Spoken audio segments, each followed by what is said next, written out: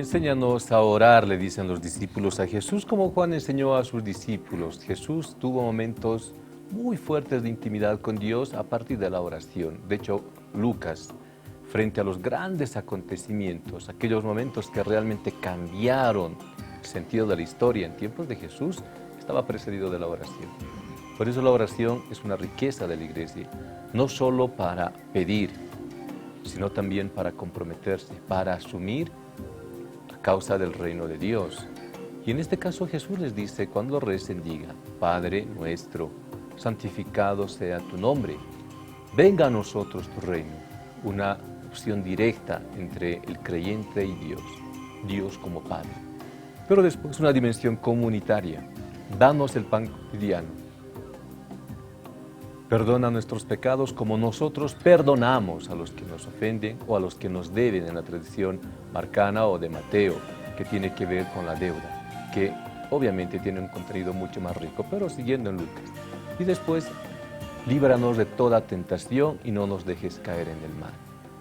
Para la comunidad, para que la comunidad crezca, para que la comunidad construya el reino de Dios, que es el reino de la justicia, que es el reino de la verdad, que es el reino del amor.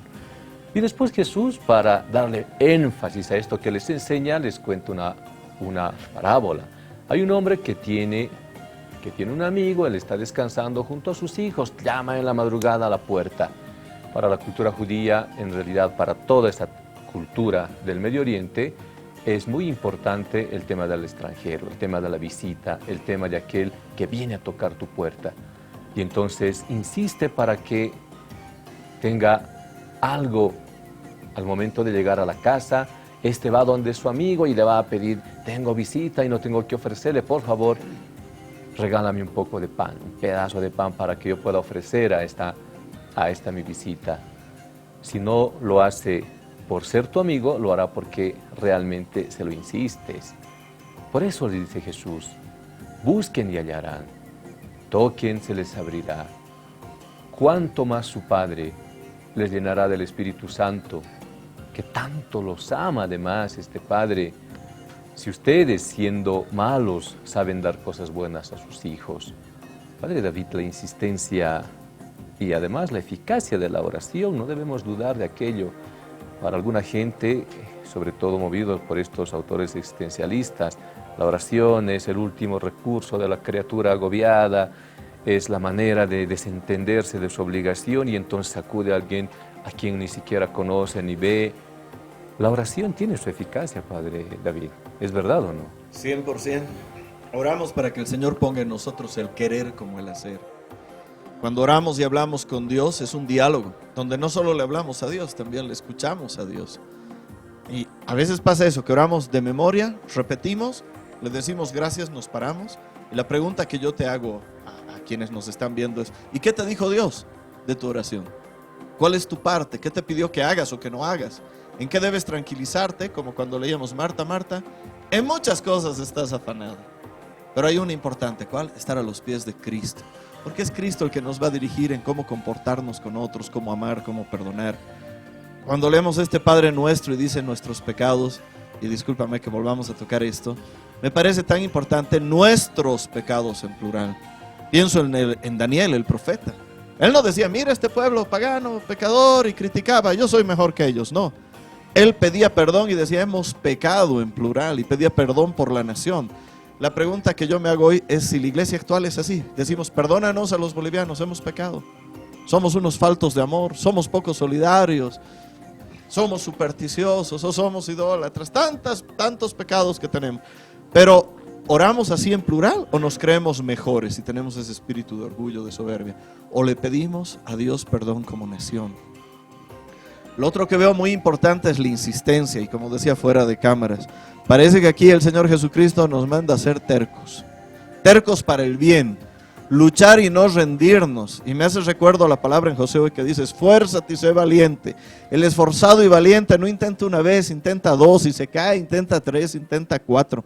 Creo que este es el mensaje para la iglesia.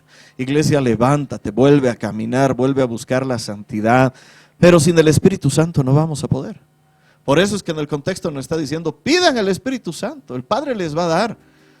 Pero el Espíritu Santo habita en quienes le anhelan. A veces anhelamos cosas materiales. Y no digo que esté mal anhelar unas vacaciones para tus hijos porque los amas, para tu esposa porque la amas. Está bien. Pero anhela la vida eterna para tus hijos, para tu esposa. Ve por lo más grande. Yo te invito a ser ambicioso. ¿Qué más grande que la presencia de Dios en tu vida? El Espíritu que estuvo con Moisés para acompañarlos a los israelitas, el Espíritu que estaba con Sansón con fuerza sobrenatural, o de repente con este rey de Israel que le daba sabiduría. ¿Qué más grande que el Espíritu Santo, que es el mismo Espíritu que levantó a Cristo de entre los muertos, nos levantará a nosotros? Por eso yo veo la importancia de que la iglesia tiene que volver a decir: llénense del Espíritu Santo. Sin el Espíritu Santo no hay iglesia, hay religiones muertas. Sin el Espíritu Santo yo no soy cristiano, soy un religioso muerto. Entonces, pero el Espíritu Santo está en quienes lo anhelan. Pienso un poquito también en Jacob, en su lucha. Cuando estaba luchando y le dice: yo no te suelto hasta que me bendigas. Yo creo que eso tenemos que hacer, decirle: Padre, yo no te dejo de orar, de adorar, de buscar, hasta que tú me llenes de tu presencia. Porque a veces queremos que sea un pastor, un cura, un obispo, un presbítero, el nombre que se le quiera poner, tiene que hacer lo que yo no quiero hacer. Mentira. Todo cristiano está llamado a ejercer su real sacerdocio. Todo cristiano está llamado a vivir la experiencia del Espíritu Santo. Tal vez por ti que nos estás viendo, te empiezas a comprometer con Dios, te empiezas a llenar del Espíritu Santo, y tal vez Dios te use a ti para un avivamiento en la iglesia. Y cuando hablo de avivamiento no hablo de emociones y de llenar una iglesia y solo músicas. Hablo de que de repente bares se cierran, personas se perdonan, el país avanza y prospera, la gente aprende a ser solidaria, a amarse unos a otros, a ayudarse unos a otros. Necesitamos un avivamiento y creo que esto es sumamente importante. Y cuando dice el pan de cada día, yo creo en el compartir, lo que nos decías, unos a otros, el ayudarnos, pero no creo que solo se refiere al pan físico. Nos ha hecho cuerpo, alma, espíritu, Padre, Hijo, Espíritu Santo. Yo creo que también se refiere a: danos hoy tu palabra para levantarnos, para dormir. ¿Qué quieres que hagamos, Señor? Dame tu palabra fresca hoy día. No aprender de memoria la Biblia, sino la palabra viva. Señor, ¿qué hacemos hoy día, Jesús? ¿A quién ayudamos? ¿Por quién intercedemos? ¿En qué quieres que cambie?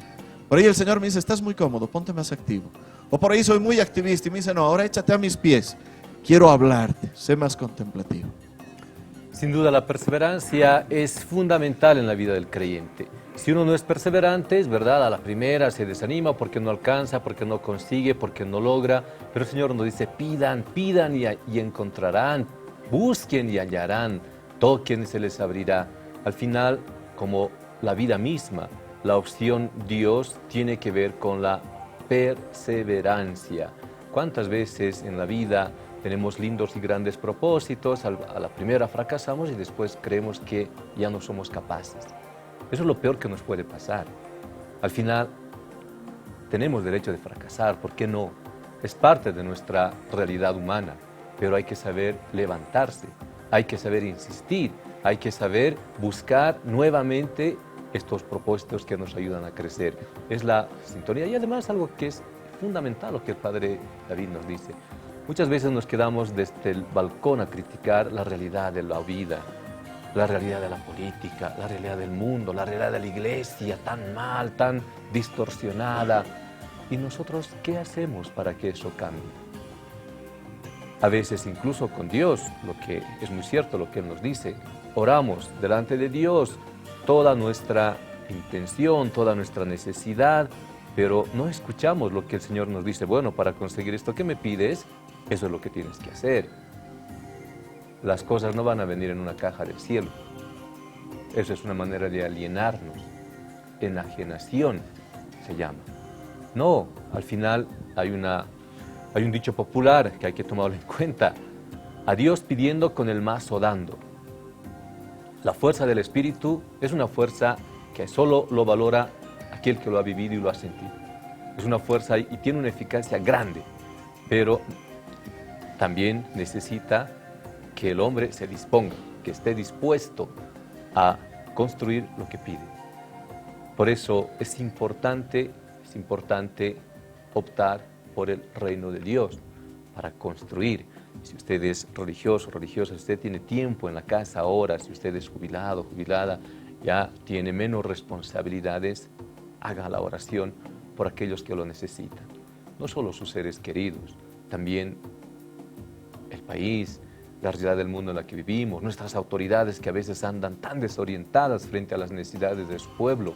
Hay que orar por ellos para que encuentren el sentido de la vida, el sentido de lo que les toca ahora en el lugar en el que están. La oración es muy eficaz, la oración tiene una fuerza increíble.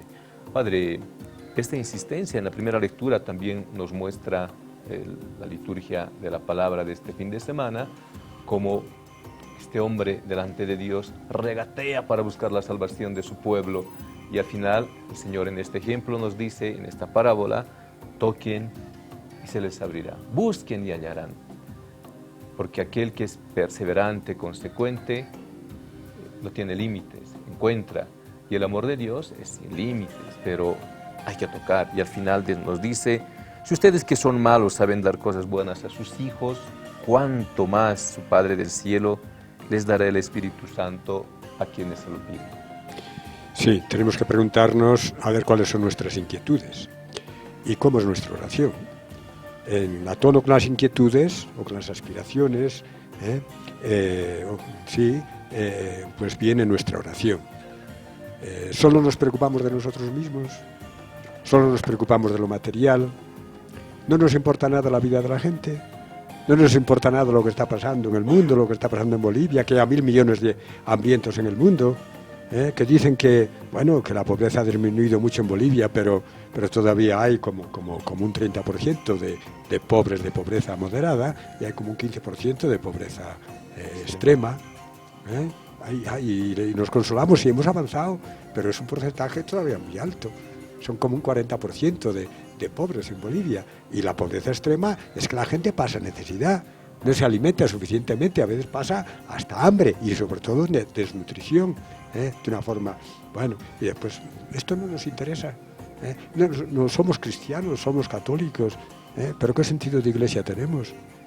Tenemos un sentido comunitario de iglesia, nos sentimos corresponsables de la iglesia, participamos, no solo asistimos, sino además de asistir, que un porcentaje elevadísimo, quizás, no sé, el 80%, el 70% de los católicos en Bolivia habitualmente no van a misa los domingos. ¿Cómo se entiende esto? Si ya fallamos por ahí, que es asistir, pero hay que participar. También colaborar en aquello para lo cual nosotros, el Espíritu Santo nos ha dado unas capacidades para ponernos al servicio de los demás, de los pobres, de los enfermos, de los matrimonios, de los jóvenes, de los niños, de los chicos de la gente de la calle, todo esto. Entonces, buscad y encontraréis, llamad y se os abrirá, según las inquietudes de nuestro corazón. Si vivimos cerrados en nosotros mismos, nuestra vida es estéril. El que solo piensa en sí mismo, se preocupa casi únicamente de sí mismo, e incluso un poco de su familia, a veces ni siquiera, porque los papás van a trabajar y durante el día están ausentes de casa, los hijos están solos, de noche duermen, llegan cansados. ¿Qué atención, qué acompañamiento, qué comunicación puede haber? Si ni siquiera eso se atiende suficientemente, y es el afán de dinero, que después además ni siquiera se consigue. ¿Por qué? Porque mucha gente trabaja muchísimo y gana poquísimo. Entonces, ¿qué pasa? Estamos ahí encerrados y esclavizados por el afán de dinero. ¿Pero cómo se soluciona esto? Volvemos a lo que decíamos antes del pan cotidiano, compartiendo. ¿Y compartiendo quiénes? Los ricos son ricos, los ricos no comparten porque son ricos, y el rico por definición es el que quiere tener más. Por lo tanto, no va a dar, no va a desprenderse de su riqueza. Si se desprende de su riqueza, va dejando de ser rico y ya se convierte. Ya no es eso del Evangelio, ay de ustedes los ricos, sino que es el caso pues del publicano, que era un publicano importante, un recaudador de impuestos que era como un coordinador y un jefe de recaudadores de impuestos, que al final, pues, Señor, voy a repartir mis bienes, voy a dar la mitad de mis bienes a los pobres, y a los que haya robado les voy a devolver 5 veces más. El milagro de la conversión, que el milagro es el mayor milagro que hacían los discípulos a Jesús. Pero entonces, ¿quién se puede salvar? Y Jesús le dice, lo que es imposible para los hombres es posible para Dios. Sí que Dios puede hacer, con la gracia de Dios, si hay un mínimo de acogida de su presencia, de su llamada, que un rico se convierta. Entonces, aquí está la clave. Y a tono con esto, vuelvo a decir, la oración. La oración no sirve para nada si nosotros pues vivimos del egoísmo, de la ambición, y entonces nos estamos, ¿pero qué vamos a pedir? ¿Puede rezar? Hay gente que reza y hay sectas también que se llama la teología de la prosperidad, que le piden, lo único que piden es que cure sus enfermos, es que le dé mucha plata, es que sean gente muy importante. Esto está en las antípodas del Evangelio de Jesucristo.